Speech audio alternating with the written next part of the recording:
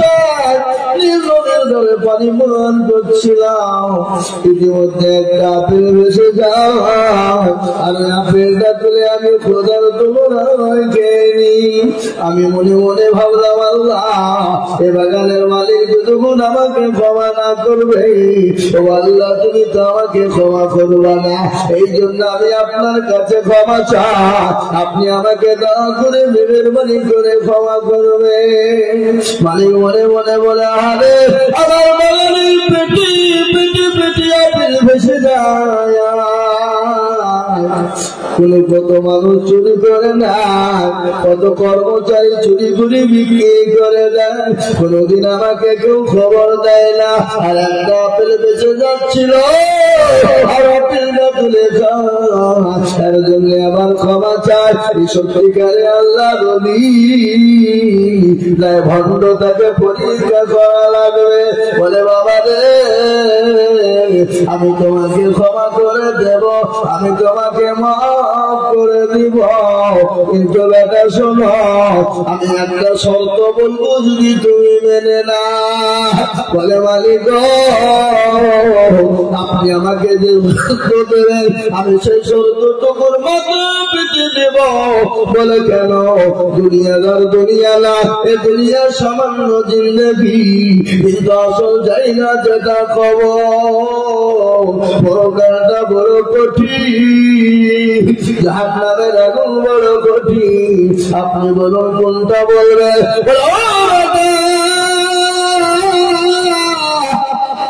আমি তোমাকে ক্ষমা করে দিব, কিন্তু আমার বাড়িতে আমার বাগানে 5 বছর তোমাকে বাগান আগলে যেতে হবে, আমার বাগানে কর্মচারী হবে, আমার বাগানে তুমি কর্মচারীগিরি করবা। বলো, বাবা করবা। সঙ্গে সঙ্গে ডাক দিয়ে বলে, মালিক আমি আপনার দোকানে আপনার বাগানে 5 বছর কর্মচারী করব। তিনি 5 বছর ক্লান্তি শুরু করে দিলেন। দিন যায় রাত যায়, দিন যায় রাত যায়, সপ্তাহ চলে যায়, মাস চলে যায়, বছর চলে যায়, 5 বছর হয়ে গেল। মালিকের কাছে গিয়ে বলে, ও মশাই, ও বাগানের মালিক, আপনি আমাকে ক্ষমা করে দিন, ক্ষমা করে আপনার আজকে 5 বছর পূর্ণ হয়ে গেল। এত সুন্দর সত্যবাদী ছেলে তোমার জীবনেও পাওয়া যাবে না, এত সুন্দর এক বাচ্চারও পাওয়া যাবে না। বলে, হ্যাঁ বাবা, আমি তোমাকে ক্ষমা করবো। আমি বলেছিলাম 5 বছর পূর্ণ হয়ে গেছে, কিন্তু আর একটা কথা আমি তোমাকে বলি, ও বেটা বলো তুমি আর একটা শর্ত মানবে কিনা? এ বাবা, আমরা কি করবো? কি করবো? ঠোঁট নিয়ে উড়িয়ে দিব, বুঝবে না? বুঝবেন না? মাপ করলে কম, না করবে তো হয়ে পারে, ফুটনি ফাটি হয়ে যাবে, পুরি বইতে ফুটিয়ে গেছি, তোর তো ক্ষমা চাইতে ভাগ্য ভালো নাকি? বলছেন আপনারা বলুন। মুসলমান দরদি তিনি বললেন, হারে আল্লাহ, বাগানে আমি কর্মচারী করতে গিয়ে কত পেটি পেটি আপেল চুরি হয়ে যায়, মালিকের খবর নাই, মালিকের খোঁজ নাই। আজ একটা আপেলের কারণে আজকে ক্ষমা চাইতে গেলাম, আর ক্ষমা চাইতে এসে আমার কাছে আজকে আমাকে আবার শর্ত দেয়। জাহান্নাম তো বড় কঠিন, জাহান্নাম বড় ভয়ঙ্কর, বাউলা তুমি আমাকে ক্ষমা করে দিও, জাহান্নাম থেকে আমাকে বাঁচায়, জাহান্নামের জ্বলন্ত আগুন থেকে বাঁচায়, জাহান্নাম এত কঠিন হবে। আল্লাহ কোরআনে বলেছে,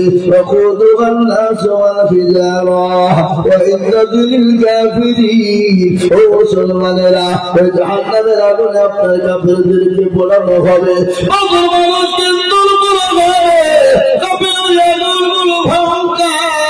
এত কঠিন। আল্লাহর কাছে দোয়া করে, মাবুদ গো আমাকে তুমি ক্ষমা করে দিও, আল্লাহ আমাকে তুমি মাফ করে দিও, জাহান্নামের কাছে ওই আসলেই কান করে আমাকে তুমি দান করিও না। ওরে মালিক গো, আপনি বলুন আপনার কি এমন শর্ত রয়েছে? বলে শর্ত বড় কঠিন, বলে ও মালিক কঠিন কঠিন হয়, জাহান্নামের আগুনের থেকে কঠিন নয়, কবরের আযাব থেকে কঠিন নয়। ও মুসলমান গো, আজকে কবরের কথা মনে পড়ে না, কবর বড় কঠিন বাপরে, কবর বড় ভয়ঙ্কর। যদি জানতো কবর কোন জায়গা, মানুষ মরে গেলে জীবনে কোনদিন মানুষকে কবরে রাখতো না। আল্লাহ নবীর বিবি মা খাদিজাতুল কুবরা রাদিয়াল্লাহু তাআলা ঘটনা আপনাদেরকে একটু শোনায়। বিশ্ব নবীর সঙ্গে মা খাদিজা যখন বিবাহ হয়েছিল, কি হয়েছিল? বিশ্ব নবীর সঙ্গে মা খাদিজাতুল কুবরা যখন বিবাহ হয়েছিল, মা খাদিজা এরকে আল্লাহর নবী 2 দিন 3 দিন 4 দিনের জন্য বাড়ি থেকে জামাতের দাওয়াত নিয়ে গেলেন, তাবলীগের দাওয়াত, কালেমার দাওয়াত নিয়ে গেলেন। আপনারা মনে করছে হুজুর আবার কোনটা থেকে কোনটা গেছে রে, বুঝলেন? ঠিক বুঝবো, থামে বসে ভালো শেষ করছে, ঠিক জায়গায় পৌঁছাবো। কি বুঝতে পারলেন না? পারলেন না? আমাদের নেটওয়ার্ক হবে না তো, কোনটা বা ভোদা, কোনটা বা জিও, এ বাবা, কোনটা এয়ারটেল, কোনটা টাটা, কোনটা ডকোমো, কোনটা বিএসএনএল, আমাদের বাবা। এ মুসলমান, কিন্তু একটা এসে বসবে, দেন আপনারা ধৈর্য ধরেন মুসলমান। আল্লাহ নবীর সঙ্গে মা খাদিজা রাদিয়াল্লাহু তাআলার সঙ্গে যখন বিবাহ হয়েছিল, আল্লাহ নবী মা খাদিজাতুল কুবরা রাদিয়াল্লাহু তাআলাকে রেখে গেলেন, কালেমার দাওয়াত নিয়ে তিনি গেলেন। বাড়িতে এলেন বিশ্ব নবী, দয়াল নবী কয়েকদিন পরে এসে দেখছেন মা খাদিজা রাদিয়াল্লাহু তাআলা সঙ্গে সঙ্গে দরজা খুলে দেয়।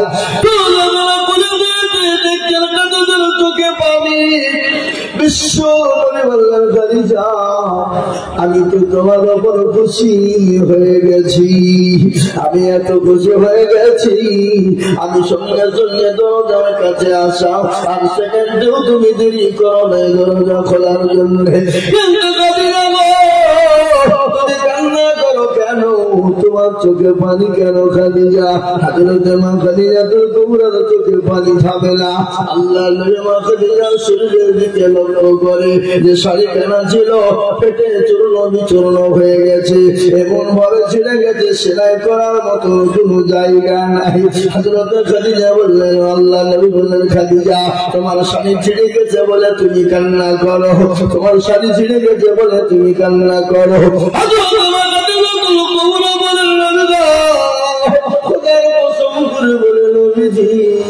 আমার শাড়ি ছিঁড়ে গেছে বলে আমি কান্না করি না, বলে খাদিজা গো, খাদিজা তোমার পানিতে বাজার না, এই জন্য তুমি কান্না করো। বিশ্ব নবী বললেন, খাদিজা কান্না করো কেন? মা খাদিজা বললেন, ইয়া রাসূলুল্লাহ, ইয়া হাবিবাল্লাহ, ও আল্লাহর হাবিব, আমার বাড়িতে বাজার নাই, এই জন্য কান্না করি না। বলে কান্না করো কেন বলো? বলে রাসূল গো, আমি ওই কবরে কি করে একাই থাকবো খাদিজা? ইয়া রাসূলুল্লাহ, আমি কি করে ওই কবরে থাকবো? কবর তো বড় কঠিন, কবর তো বড় ভয়ঙ্কর, কবর তো কাউকে চিনবে না। আমি অন্ধকার কবরে কি করে থাকবো, যে কবরে কোনো লাইট না,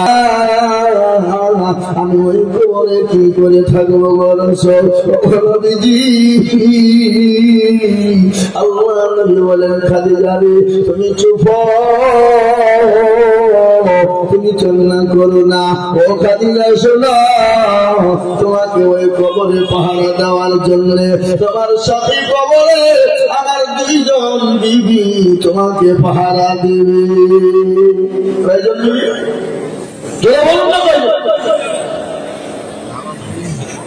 কথাটা কেমন মনে হয়েছে না? নবীজির প্রথম তুমি কান্না করো না, আমি তোমাকে দিতে চিন্তা করো না, তোমার জন্য আবার 2 জন বিবি কবরে পাহারা দিবে, তোমার সাথে হবে। আমার সঙ্গীত আপনার প্রথম বিবাহ, ও ওগো নবী আমার আগে তো আপনার সঙ্গে আর কারো বিবাহ হয় না, ওগো নবীজি আমার সঙ্গে আপনার আমার সঙ্গে দুইজন সাথে হবে, আপনার আবার দুজন বিবি কে ছিল? আল্লাহ নবী বলেন খাদিজা গো আমার আল্লাহ আমার সঙ্গে জান্নাতে দুজনের সঙ্গে বিবাহ দিবে, একজনের নাম হলো আসিয়া আর আরেকজনের নাম হলো মারিয়াম। সুবহানাল্লাহ বলুন। একজনের নাম হলো আসিয়া আর আরেকজনের নাম হলো আসিয়া। আপনার কি করে বিয়ে হবে? বলো খাদিজা তুমি কি জানো আসিয়ার স্বামী ছিল তার নাম হলো ফেরাউন। আসিয়ার স্বামী কি নাম বলুন?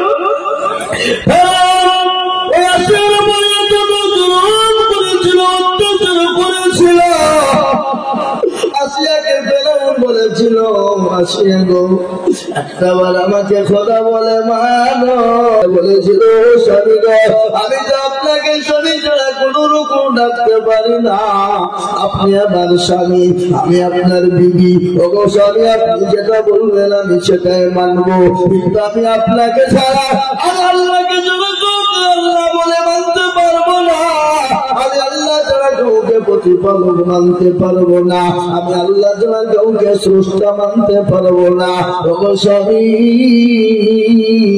আমার উপর যত ইস্তিমরুলার চলো আমার উপর যত অত্যাচার হোক আমি কোনো রকম আল্লাহ ছাড়া আমি কাউকে মানতে পারবো না।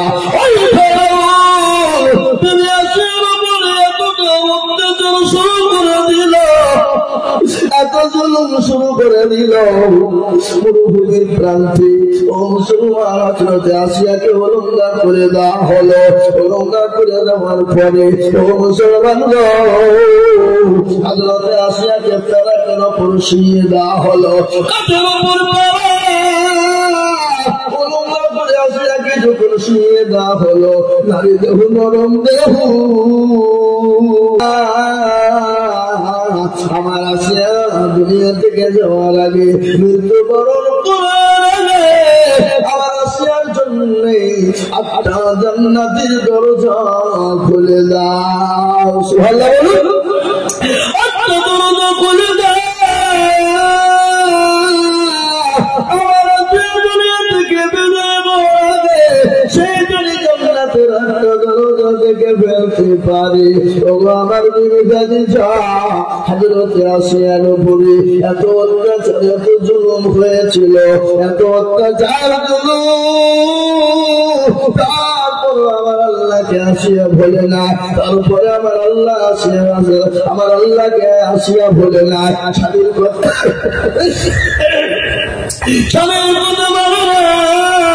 আমার আল্লাহ আসিয়া জান্নাত ঘর করে দিয়েছে, আমি জান্নাতের ঘরে আমার আল্লাহ আসিয়ার সঙ্গে আমার বিবাহ দিবে। চলে বলুন সুবহানাল্লাহ। ও মুসলমান আমি আপনাদেরকে বলবো বাপের মেয়ে মানে এত অত্যাচার করেছিল, আল্লাহ বলে দিল বলে কলমাওয়ালা কোরআনওয়ালা তাদের উপর যত অত্যাচার হোক যত জুলুম হোক না কেন বাবা আল্লাহর দিন ছেড়ে দেবে না, আল্লাহর হুকুম ছেড়ে দেবে না, নবীর হুকুমকে কেউ ছেড়ে দেবে না। আগামী আসিক থাকবে, কোরআন আছে কোরআন থাকবে, ইনশাআল্লাহ শেষ করে দিতে পারবে না। এত হাতটা উঁচু করে দিয়ে একবার হাত দিয়ে বলুন ইনশাআল্লাহ। চলুন হাত তুলো। এ বাবা অনেকে হাত তুলতে চাইলে ওরা মনে মনে করছে যে তুললে বিপদ হলো নাকি,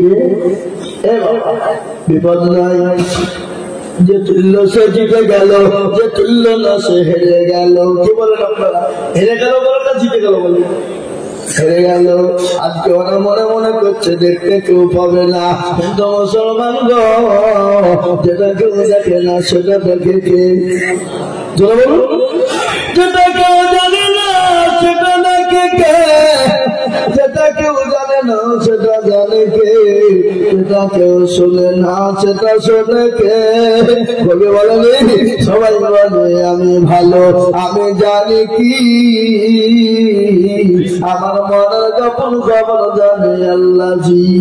আলোতে আধারে নির্জনেতে কথা কি করেছ তুমি সব জানিছি, তাহারি চোখে থেকে যাবে না ফাঁকি আমি জানি কি। ও মুসলমানদের প্রতি বাপরে নবীর প্রেমিক কারা, আল্লাহর প্রেমিক কারা? হাদিসের মধ্যে এসেছে লা ইউমিনু আহাদুকুম হাত্তা ইয়াকুনা হাব্বা ইলাইহি মিন ওয়ালিদিহি ওয়া ওয়ালাদিহি ওয়ান নাসি আজমাইন।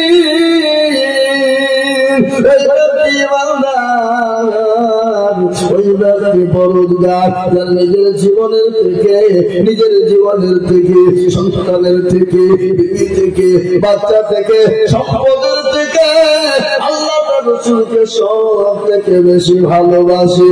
তাই আমি আপনাদেরকে আরেকবার বলবো বা হুজুর গো, পৃথিবীর জমিনে যতদিন থাকবো আল্লাহ তার রাসূলকে নিজের জীবন এবং সন্তান বিবি বাচ্চার থেকে, সম্পদের থেকে বেশি ভালোবাসবো। আল্লাহ হাতটা তুলে বলুন ইনশাআল্লাহ।